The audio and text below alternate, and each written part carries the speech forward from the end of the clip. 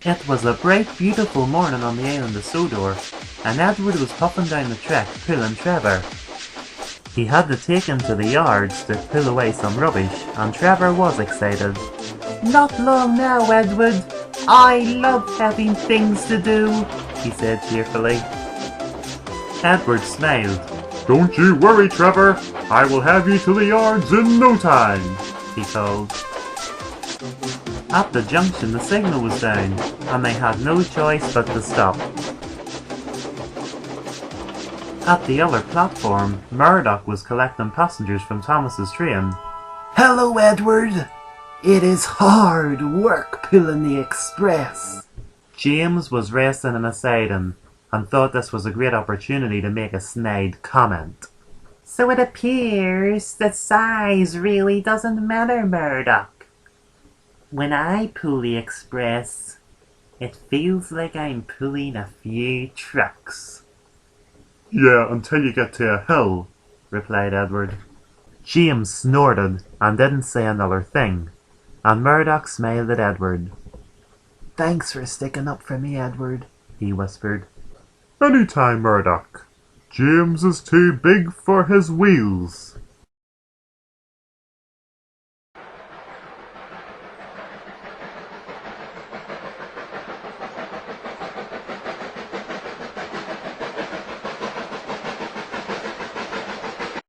That night in the sheds, James was still having a go at Murdoch. "Murdoch, let's be honest. I said one night before, you've no right pulling the express, and there's no place for you in these sheds." "James, what exactly do you mean?" "Well, Murdoch, it's simple. You don't belong here. You're not an original engine." Murdoch was horrified and secretly hurt. Really, James? Please enlighten me." "Well, it's simple, Murdoch. You, Paxton, Dart, Airy, Bert, Salty, Emily, and the rest of the other engines really have no place on this island." The engines all looked at James with shock and disgust. "But I've been on Sodor for 10 years, argued Murdoch. "Makes no difference, Murdoch." "So what are you saying, James? If I don't have a number on my tender, I've no place on this island?" "Exactly." "James, we're already in a feud with the Diesels. Do not start a rivalry with the non-railway series engines." But there was no reasoning with James whatsoever. The Express is an original train and should be pulled by original engines.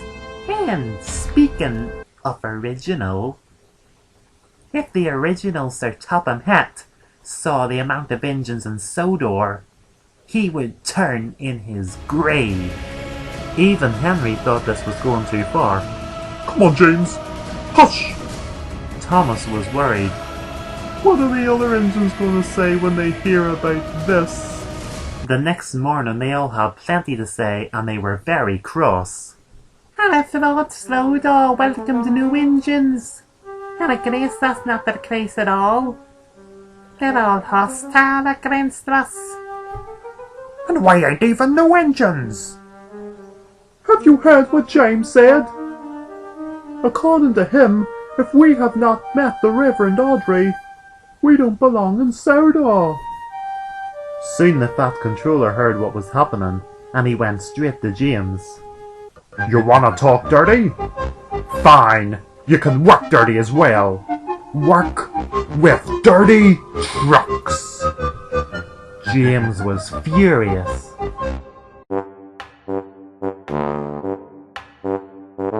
Meanwhile, Murdoch backed onto the express. and he was still sad about what James said.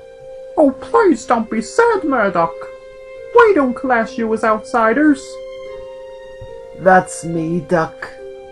An outsider. The sooner Gordon returns, the better. And then Murdoch sadly puffed away.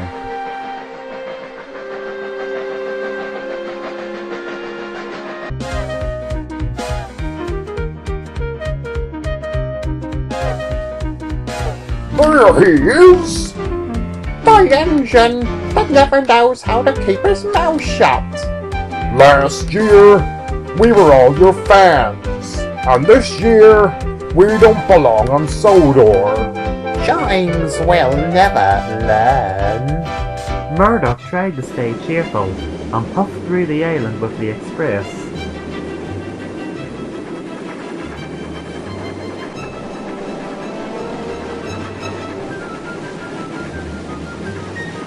Then suddenly, the brakes in the train completely locked, and they came to a stop. Murdoch gasped in shock. What has happened? Someone has pulled the emergency cord, his driver told him. Oh, I hope whoever it is okay. And to make matters worse, James was up the other track, delivering coal at the coal yard. Oh no, James will think I've broken down, sighed Murdoch. James glanced over at him. Then the guard came rushing up to Murdoch's driver. One of the passengers has taken sick. He needs to be taken to hospital right away, he said in a panic. Everyone looked around. There's no access for an ambulance, they panicked. Then Murdoch had an idea. What about Harold the helicopter? He suggested. Murdoch's driver pondered for a minute.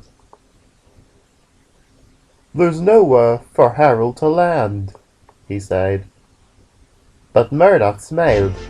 On up the track, there's a huge field. Harold could land there, couldn't he? James was quite impressed with Murdoch's suggestion. The guard smiled. You're a very clever engine, Murdoch. I will make a phone call and make sure Harold comes immediately, and your driver can drive you straight over to the field.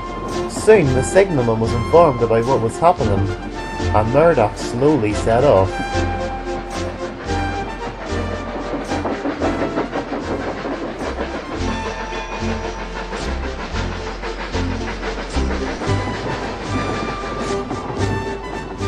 James was very impressed. I have been so wrong about Murdoch.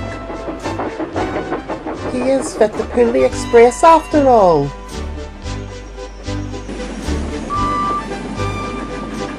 Murdoch stopped at the field, and the sick passenger was helped on to Harold. Thank you, Harold, said Murdoch happily.